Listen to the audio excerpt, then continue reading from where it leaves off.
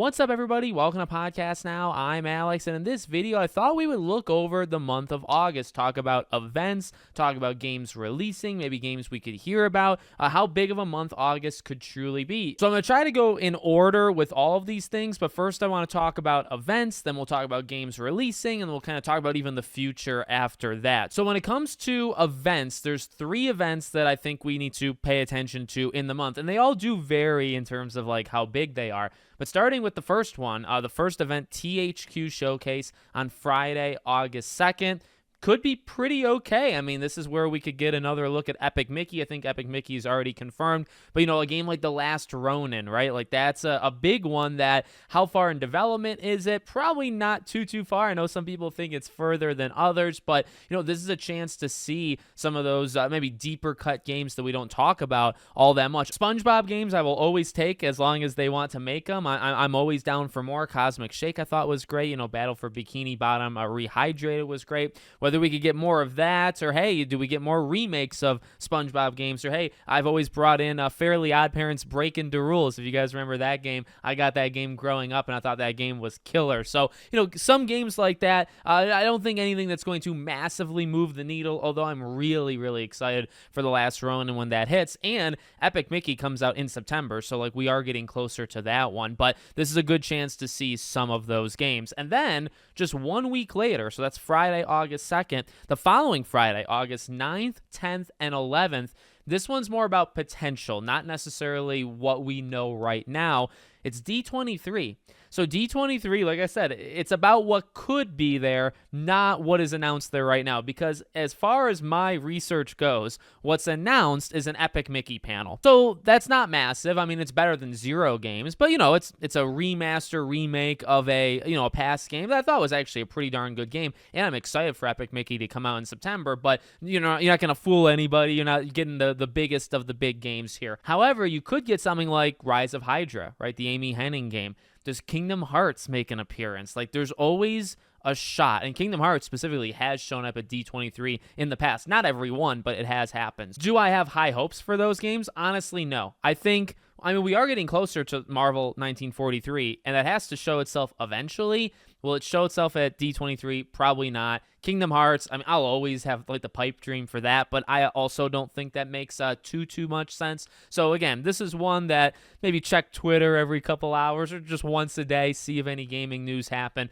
but nothing unbelievable. But then once we get late into August, I mean, I guess not that late, August 20th, which I believe is the same day as Black Myth Wukong, we have Gamescom opening night live. Now, Gamescom is like I think it's like 3, 4, 5 days where they get to go and you play the games on the stage floor and all that jazz.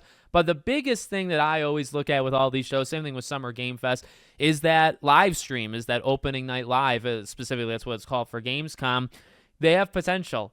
All Jeff Keighley shows have potential. All Jeff Keighley summer shows have potential, and they tend to be 50-50. He's had some pretty good Gamescoms in the past. He has. Like, there's been some really good ones. At least in the times that I've been, like, super critical of these, there's normally one that's better than the other. Like, he's had some really good Summer Game Fest, and then Gamescom won't be as strong, or vice versa. This year's Summer Game Fest was pretty weak. It was one of his weaker shows I think he's ever done. So Gamescom, I mean, if you go by the history book, maybe it's better, right? But ultimately, Gamescom can be focused on the games coming this fall. I constantly talk about, there's a lot of games we still don't know dates for. Until Dawn's remaster, Kingdom Come Deliverance 2, Batman Arkham Shadow. There's a lot. And a lot of them, actually, some of those are confirmed to be going to Gamescom, right? Monster Hunter. But also, we're in this end of 2024 thing. There's 2025 as years progress, right? Right around the corner, and we don't know too many games at least locked in for 2025. So I think the potential of Gamescom is quite big because you can go further in time. You can start to maybe fill in 2025 or announce brand new games. But if you want to keep it contained to this year, you got like 20, 30 games coming out in the fall. Some of them, maybe a handful. Dragon Age, they don't have dates, right? So you have a chance, I would say, to do quite a bit of Gamescom. And they're generally longer shows, hour and a half, 2-hour type shows. Pretty big. That is the big one, I would say, of August, right? THQ is contained. D23, there might be nothing. Gamescom, I mean, there's going to be some stuff. We just don't know specifically what. Okay, now we get to the game portion, and it starts a bit slow, and there's some gaps in August. August, but it ends very strong, or at least with the potential of ending strong. First up, in terms of games that interest me, Star Wars Bounty Hunter. This is actually one that I've never played before in my life. Early 2000s, I think 2002, and this game is coming back out from Aspyr. And say what you want about Aspyr, but at least they do a pretty okay job of just keeping these games in rotation, right? Taking these older games. Force Unleashed, they brought that back. Republic Commando back in the day. They've done a pretty good job of just keeping these games going. So again, it's a game I can't speak too much about. I think the public opinion of it is rather strong. I would maybe check it out, considering there's nothing else, in my opinion, kind of around it. But that's the first one on August 2nd. And then for me, there's nothing of note until just almost a re-release, but Kena Bridge of Spirits on August 15th is coming to Xbox, so we finally get it. This is one of my favorite games of this generation. I think back to this generation, and there's definitely been some games that have stood out to me for sure. And Kena is one that came out, I think, 3 years ago in September. I think this is just a really amazing game. I've talked about it many times over the years. Did a review. I think they gave me a code, actually, when the game first came out. Freaking love it. Really, really love it. So if you haven't played it yet, you're in the Xbox ecosystem, you've refused to get it in any other way, now's your chance in the middle of August. And then I can't speak too much to this, same way as, I guess, Star Wars, but Madden NFL 25 is actually the day after on August 16th.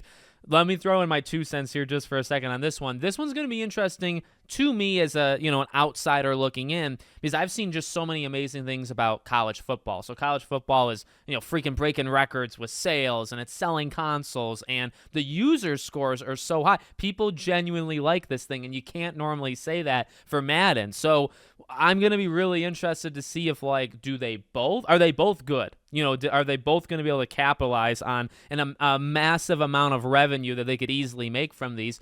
I mean, they'll make money because they always make money on Madden, but now you have one that's legitimately good. If Madden is its normal Madden, I don't think that's going to fly. So again, I mean, that's just my 2 cents. It's just me from the outside looking in. I can't speak too much about it, but I'm interested to see what the people think, because I think it could get interesting now that there's a second game that already has come out. Okay, and then we get to the big one, my background here. Like I said, August 20th, I believe, same day as Gamescom, is Black Myth Wukong, a game I'm super stoked for. I get more excited for it, every passing day. To me, this, because, I've played Kena, I think, like 3-4 times at this point. Like, this is the game for me.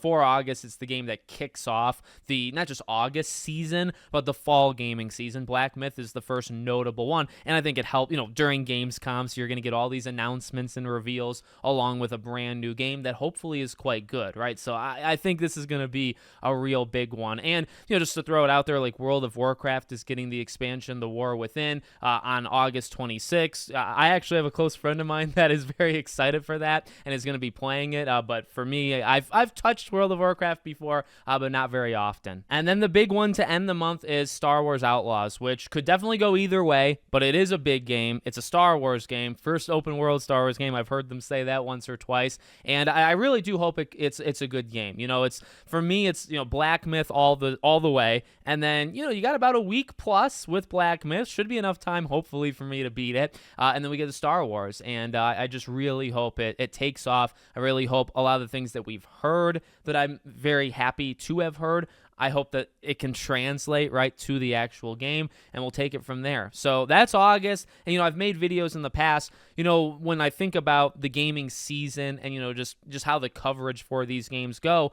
August is big. Even on this last point I want to make, there's a lot of games in September, there's a lot of games in early September, and at the time we get to late August, these games are going to be out in the wild. People are going to be playing it, impressions, more news for these games. So the Quidditch Champions of the world, Casting of Frank Stone, Astrobot, Stalker 2, Space Marine, Epic Mickey, Lollipop Chainsaw, Dead Rising. Those are 8 off the top of my head, and I'm probably missing a few in September. All 8, I imagine you will see an okay amount of news and info, and whether it's new footage or previews or codes are going out or whatever, you'll see that in August. So, not just August games, not just Gamescom where you could see into the future, but also a lot of September games I think are going to show up in August as well. So I get myself excited when I talk about it. I'm doing a video like this. Hopefully you guys are excited. And, as I always say, as much of this as possible, I'll be covering to the best of my ability, whether it's the events, whether it's co-streaming them or covering them right after, or it's the new games coming out. I will try my best to give you guys coverage and my thoughts, or just flat out news, unbiased or biased, on as many of these things as possible, okay? So let me know what you guys are excited for in the month of August. Make sure, as always, you're subscribed to the channel, bell icon turned on, and I hope to see you all on the next one.